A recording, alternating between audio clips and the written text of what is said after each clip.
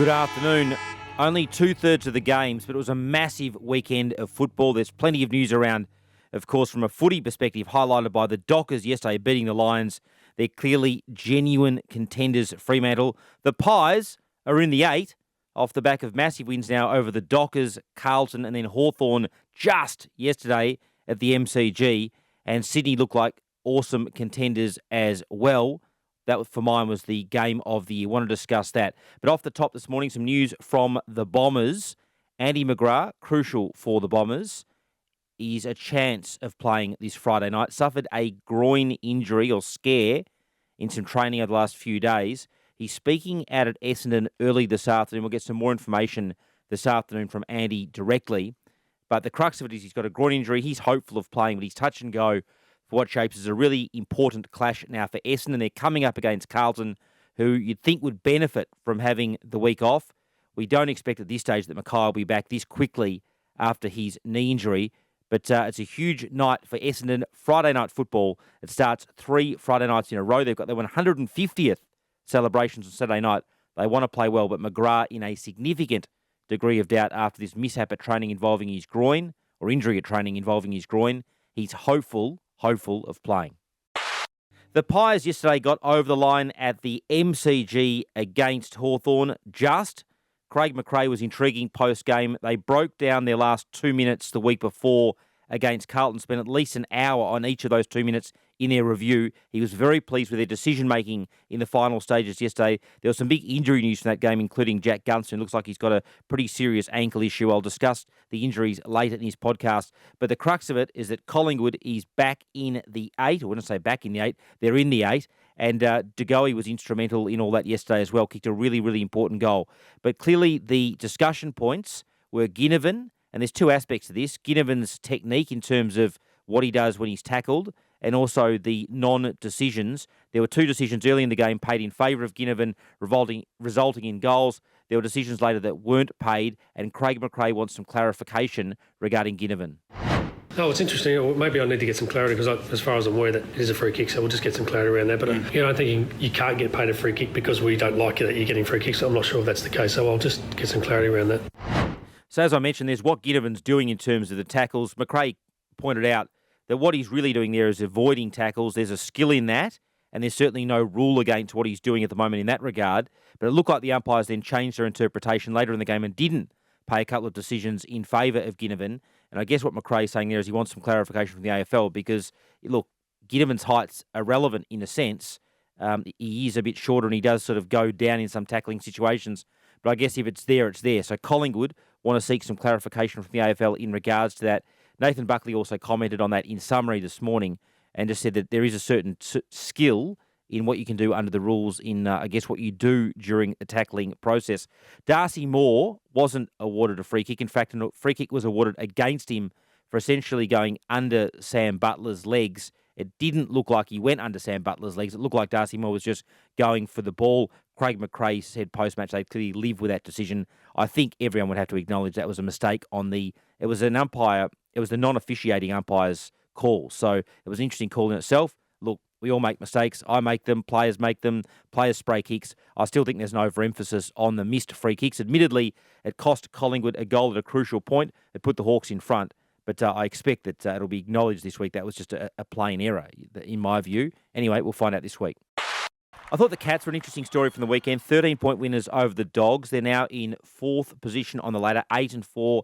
As Chris Scott pointed out post-match, they could easily be 10-2. Look, I don't think it's any great secret in football, but what's evident to me and from the post-match press conference is that Chris Scott's now getting Geelong ready for the back half of the year. And he's going to do it with a lot of guys that have been forced out through injury coming back in. He's committed to not overplaying guys. He'll be rest Selwood when he needs it and all the rest of it. And he's got Dangerfield, Stanley, Kolajasny, who obviously was out with protocols, Menegola, Henry, Radaglia, Holmes and Higgins, all hopefully to play a big role in the second half of the year. This was Chris Scott post-match, just explaining that strategy again.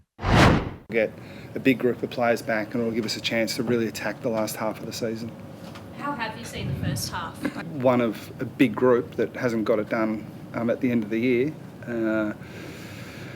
And so we've been quite open, and Patrick Dangerfield's probably the most obvious case study there, in that we don't have any interest in pushing some of their more experienced players who are really important to us through games where they're less than their best physically. So that's, with some coming back, that's the opportunity that we'll have, and set up. We'll do it with Selwood, we'll do it with others as well. But history is pretty clear that the team that gets on a roll and nails the last 5 or 6 weeks wins the whole thing. That's interesting for mine. Clearly off the back of a prelim in 16, prelim 17, elimination final 18, prelim 19, runners-up in 20, another prelim in 21. The Cats, who have an older list, they stay competitive, the Cats, but with an older list, haven't quite got the job done. And Chris's strategy this year clearly is as much as he can to roll these players in later in the year. For example, they coughed the ball up a little bit coming out of halfback against the Bulldogs on Friday night. Who plays a role in that? Menegola. He's a good player. Hopefully he'll come back in the next few weeks, provides them with a lot of run, a lot of direction, and a lot of endurance off halfback. But I mentioned that list: Dangerfield, Stanley, Kolodjasny, Menegola, Henry, Radaglia, Holmes and Higgins. I think there's a lot of reason to be excited for Cats fans, and I think Chris Scott and his coaching staff are acutely aware of this is a long, long season, and he's hoping with that older list to roll in these guys to provide some fresh legs and play that important role in the last 4 or 6 weeks of the year, which for the Cats fans and for the Cats will count. They're going to make the finals clearly 8 and 4. They'll probably finish in the top 4. Then they'll have a red-hot crack. Just regarding Tasmania, there's an AFL Commission meeting next week, and there's a club meeting with the presidents. There's no doubt that Tasmania will be a prominent issue at that club meeting amongst the presidents when they discuss things with the AFL. There's some real reservations on the part now of a dedicated Tasmanian team from at least, I'd say, 4, 5, 6, 7 clubs. Their proposal, Tasmania's, has been presented to the AFL. It doesn't include a dedicated stadium. It proposes split games between Hobart and Launceston. It proposes a dedicated Tasmanian team, which would require a 19th licence. And my understanding is an offer of around $10 million a year over 10 years. Now, there's some additional money outside of that, but that's the offer at the moment. It would require a longer offer to have a hope of getting a Tasmanian team up. It would also require more money. It's not to say that can't be done or won't be done, but I don't think there's the impetus or aggression on the part of the Tasmanians at the moment from the new Premier as opposed to Premier Gutwin, and it's going to require a bigger deal now to get this over the line. On the stadium point, I brought that up last week, and Andrew Pridham, the Swans chairman, was on 3AW on the weekend and said in his view, unless there's a dedicated stadium, there won't be a dedicated Tasmanian team. This is what he had to say. There's great confusion in the marketplace, great confusion amongst the clubs. I saw the Tasmanian Task Force during the week on the record coming out and saying that a new stadia is not part of the proposal. I would add, if there's no stadia, I don't think there's a Tasmanian standalone team. They've said that. They've said that they want to play half the games in Hobart and half in Launceston. Well, if they're building a stadium, unless it's on a barge, that's going to be difficult. They have to build 2 stadiums.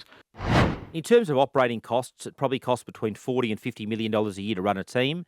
If Tasmania kicked in $15 million, I think their offer's currently 10. If the AFL was approved by the clubs to kick in 15, Tasmania would then have to generate, say, another $10 to $15 million.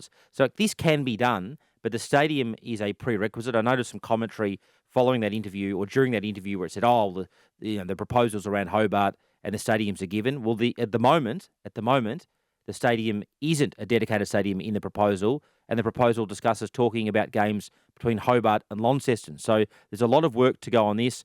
Gil McLachlan in the background, I think, is trying to do his best to tidy up the bid and try and tidy up these loose ends. But they're big loose ends currently, and it's causing confusion amongst clubs, and the whole thing is in danger, certainly of falling over.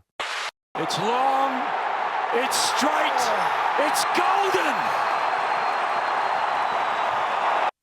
I'm being indulgent. I thought Errol Goulden's goal from outside 50 on the MCC flank side on Saturday night was an absolute beauty. It's a hard flank and pocket to kick from. He put it through. Sydney winning by 12 points over Melbourne. Melbourne's second loss in a row. Max Gawn was enormous. Had 28 touches But my man Errol, who I like, had 17 touches and kicked that crucial goal. Papley kicked a good goal too, a crucial one, kicked 2-1. But I thought the goal for mine was Goulden's. It was an absolute beauty. Sydney, without Buddy, they'll have to fit him back in, just proving they can get the job done without Buddy. It didn't look like it early, certainly in the first quarter when Melbourne kicked the first 5 goals. But there's a goal of the match of the year, I should say, from a pressure perspective for mine. Sydney just demonstrating they're genuine contenders.